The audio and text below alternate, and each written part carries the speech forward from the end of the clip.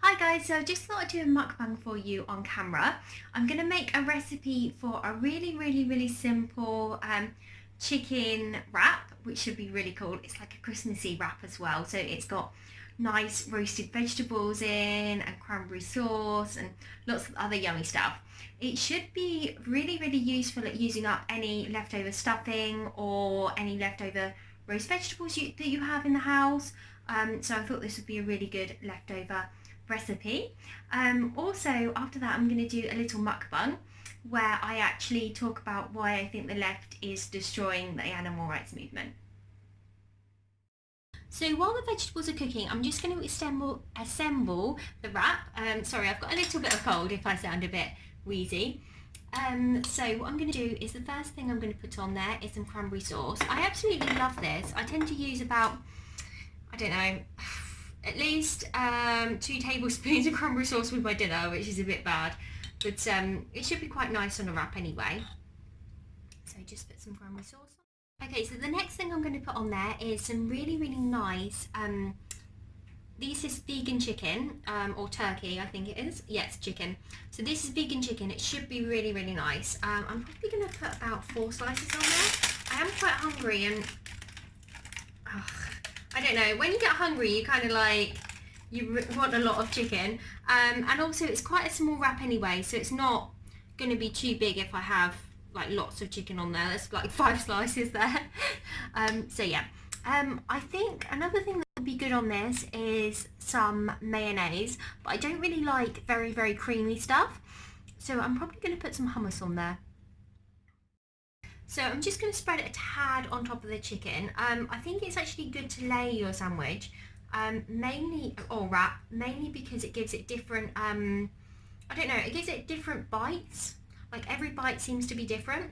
Whereas I think if you try and, I don't know, if you try and mix it up with the cranberry sauce, it doesn't really turn out as well. This way you get like, some bits are going to be just cranberry, some bits are just going to be like a mixture of the two. But yeah, I think it's better to layer it. Right, so I've just put my roast veggies on the plate and I'm going to attempt to roll this up. I don't know how to very well, but my mum's really good at wraps, to be honest. She's able to do them really well. I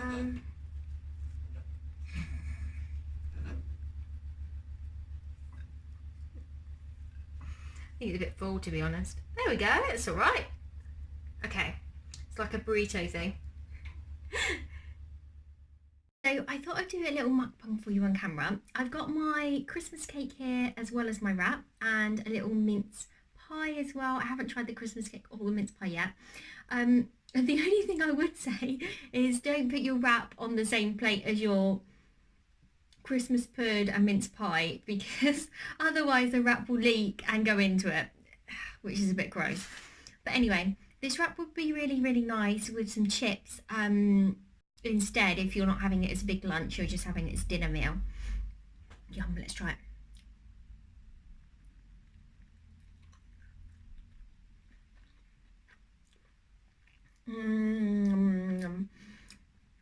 Okay, so what I'll definitely do is I'll definitely try the turkey slices with your Christmas dinner, because it's so nice with the roast vegetables and cranberry sauce. It tastes exactly like turkey, which is really good.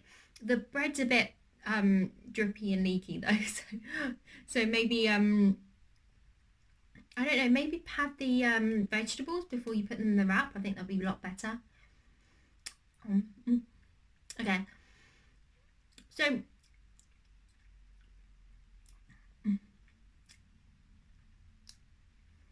I honestly feel like the left movement is very exclusive. If you are pro-life or you're right wing, or you believe in any type of what would be considered right wing beliefs, you seem to be cast out the animal rights movement.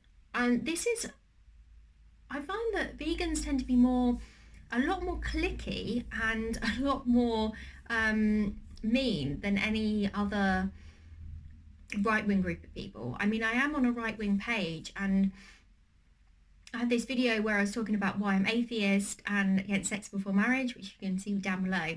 And a lot of those people were actually like quite positive and nice about my post. I only had one girl who was calling me a Nazi. But in terms of when you're actually voting right wing, which really has nothing to do with veganism if you think about it. I mean, veganism is about making sure that animals aren't oppressed in any way, shape or form. It's not about human beings or politics or whatever. But I was hit with hate from like 3 or 4 different pages, and they were like hours worth of hate comments, going on about how I hate poor people and how I'm racist and homophobic and all of this stuff. Now, this just makes the movement too exclusive. I mean, there are going to be lots and lots and lots of different people that might think about eating more plant-based or think about going vegan, and not all of these people are going to have exactly the same political beliefs as you. You can't expect that, and you shouldn't be nasty to people who have different political beliefs than you. They have a different life experience, they have different views on things, and that's okay. And the issue I have is that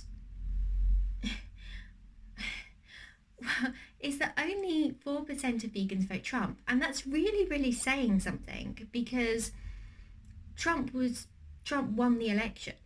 And if you have only 4% of people, 4% of vegans that vote Trump, that's showing you that there's such a low number of people who are conservative and vegan.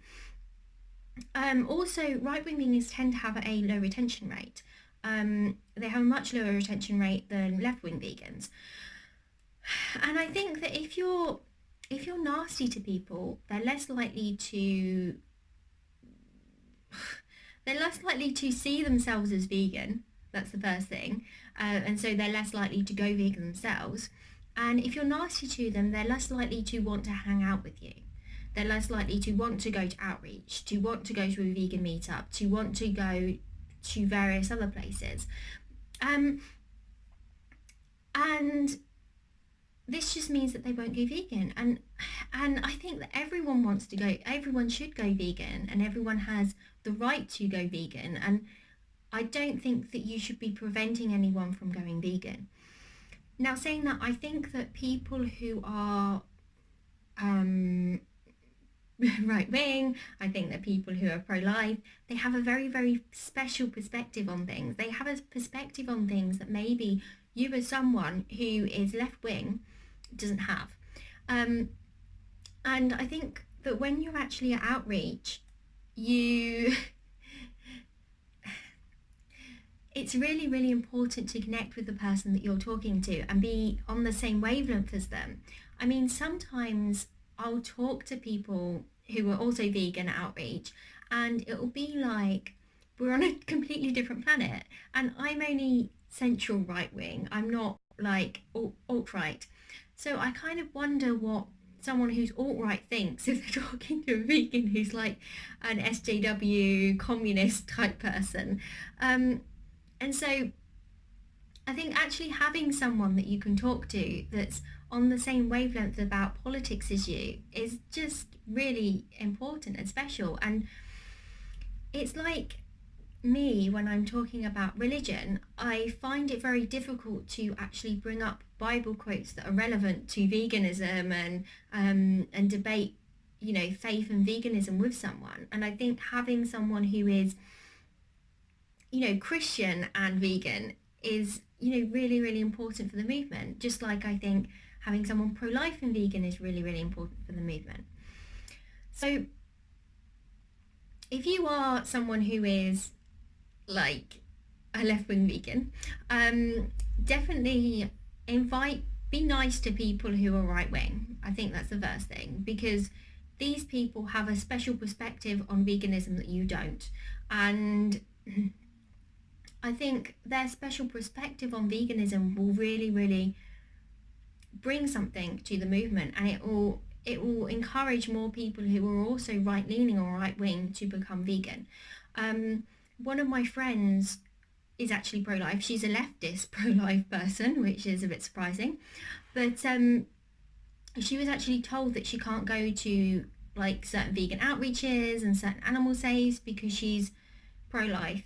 And I just think that that's really silly because, you know, if everyone outreach is pro-choice and, you know, someone who is really, really pro-life comes up to them and wants to talk to them, um, they won't know what to say in terms of, you know, abortion arguments, and, you know, they won't really agree with them about the abortion argument. So it's hard to be on the same wavelength with someone if you're one of you's really, really pro-choice and one of you's really, really pro-life. So I just think having that special perspective is important. If you're a if you're a right-wing vegan, I would definitely say try and form a vegan community. If that, even if that's not in real life, like try and form that community online. I mean, I don't think that every single person who is a leftist is an SJW or is going to be mean to you about being right wing. I think there are lots of people who are left wing and are going to be quite nice to you about it. Um, but yeah, I just think try and find a vegan, you know, other vegans who are right wing as well, and also maybe just other vegans who are nice and are leftists. I'd also say try and go to outreaches because I really, really feel like you have a special perspective and you can encourage people who are also right wing to go vegan and you're on the same wavelength as them. Okay, well, thank you for watching, guys. Please subscribe and like this video.